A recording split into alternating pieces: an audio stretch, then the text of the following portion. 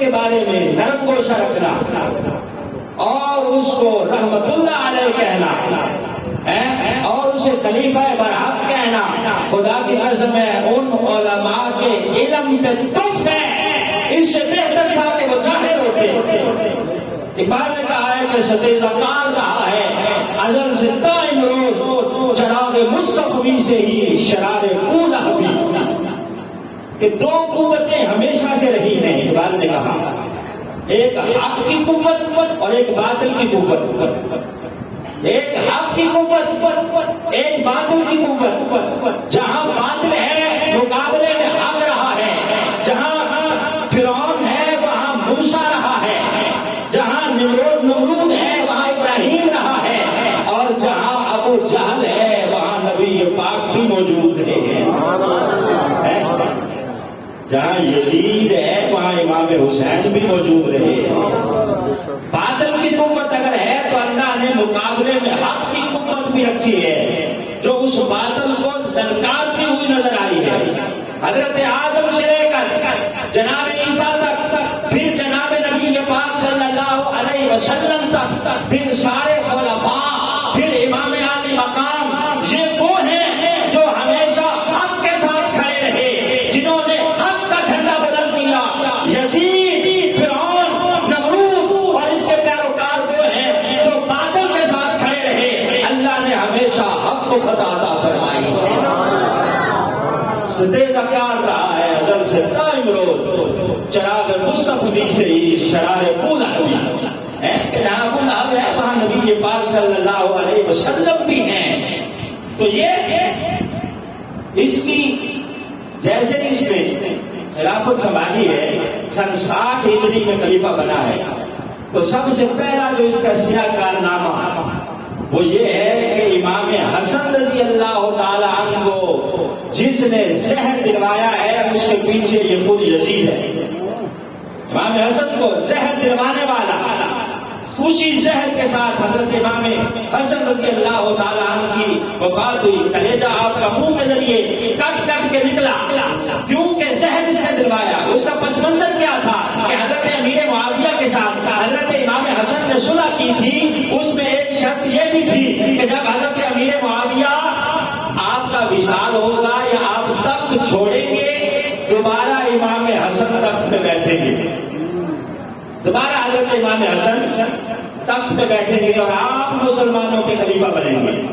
تو یہ اس کے پیچھے پس منظر تھا۔ اس کا سب سے پہلا سیاہ کارنامہ حضرت امام حسن کا قاتل خود یزید، اور دوسرا اس کا سیاہ کارنامہ امام علی مقام اور آپ کا پورا کنبہ کربلا کی زمین پہ اس کے حکم سے شہید ہوا، یہ اس کا سیاہ کارنامہ۔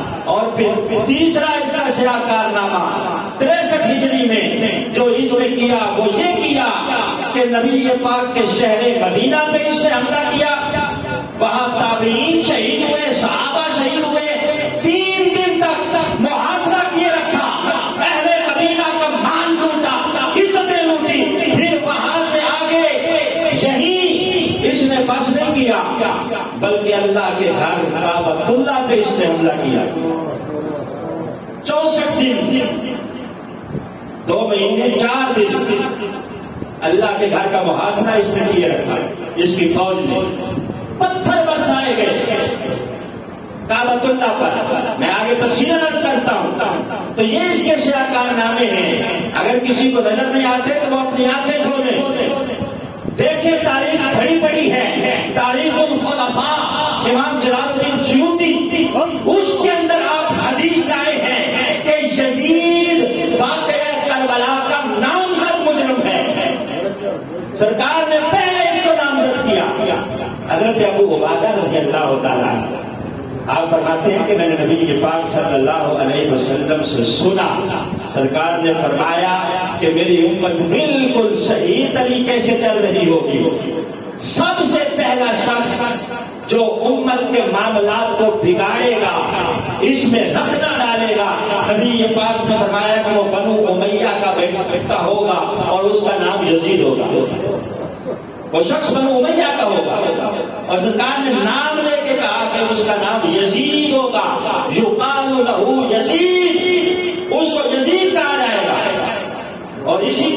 حضرت ابو دردہ رضی اللہ تعالیٰ عنہ سے ایک حدیث مروی۔ حضرت ابو دردہ وہ ہیں جنہیں نبی پاک نے حضرت سلمان فارسی کا بھائی بنایا تھا۔ یہ حضرت ابو دردہ وہ ہیں کہ مدینہ طیبہ میں رہے، پھر آپ یہاں سے ہجرت کر کے شام چلے گئے۔ شام کے قلعے کی دیوار کے نیچے ان کا مزار ہے، وہاں چلے گئے تو حضرت فاروق اعظم نے ان کی ڈیوٹی لگائی کہ تم اہل شام کو قرآن پڑھاؤ، قرآن پڑھاؤ، قرآن ان کو سکھاؤ۔ آپ اہل شام کو قرآن پڑھاتے رہے۔ سال بعد حضرت عمر نے جب کارکردگی رپورٹ مانگی کہ کتنے لوگوں کو قرآن پڑھا چکے ہو، تو 1500 لوگ ایسے تھے جنہیں ایک سال کے اندر حضرت ابو دردہ نے قرآن پڑھایا۔ 1500 لوگ جنہیں آپ نے وہاں شام کے اندر قرآن پڑھایا، وہ حضرت ابو دردہ۔ ان سے حدیث مروی ہے، آپ فرماتے ہیں کہ نبی پاک نے فرمایا کہ سب سے پہلا جو میری سنت کا قاتل ہوگا وہ بنو امیہ میں سے ہوگا اور اس کا نام یزید ہوگا۔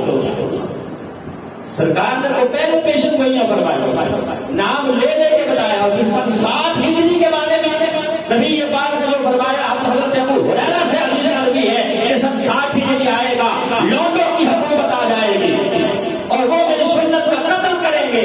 نبی پاک نے فرمایا کہ اللہ اس سن 7 ہجری سے محفوظ فرمائے۔ حضرت ابو ہریرہ کو مانگا کرتے تھے، یا اللہ 7 ہجری آنے سے پہلے پہلے مجھے اٹھا لینا۔ اللہ نے دعا قبول فرمائی اور اس سے پہلے ان کا وصال ہوا۔ اس کی وکالت کرتے ہوئے لوگ شرم نہیں آتی، اس کو رحمت اللہ علیہ کہتے ہیں، اور اس کی وکالت کرتے ہوئے اور اس کے بارے میں نرم گوشہ رکھتے ہیں۔ فطرت جو ہوتی ہے وہ کبھی بدلتی نہیں ہے۔ کل یعمل علی شاکلتہ، قرآن کہتا ہے کہ ہر بندہ اپنی فطرت کے مطابق عمل کرتا ہے۔ لاکھ پڑھتا رہے پیار کے منتر ساجد، جن کی فطرت میں وہ ڈسنا وہ ڈسا کرتے ہیں۔ جس کی فطرت گندی ہو وہ ڈنگ مار کے چھوڑتا ہے۔